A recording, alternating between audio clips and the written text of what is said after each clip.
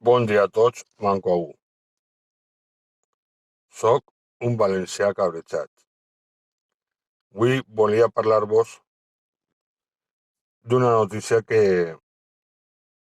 ja té uns dies, és de veres, però bàsicament perquè he vist una comparativa en Facebook, en la pàgina Valencia Escucha, que m'ha agradat la comparativa. No m'agrada el que diu, però sí la comparativa. Sabeu que tenim un ecosistema únic que es diu l'Albufera, que és una xoia i que no estem cuidant gens. Hi ha gent molt marrana que se dedica a tirar fem allí.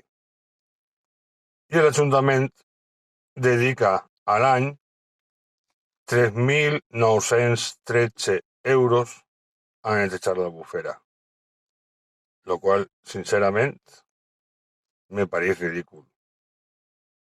I més encara al comparar-ho en els regalets que li fa a les associacions amigues o a la gent de la corda. L'última, a la Societat del Micalet, que és 10 vegades el que gasta en netejar l'Albufera l'Ajuntament de València. Què voleu que vos diga? De vergonya.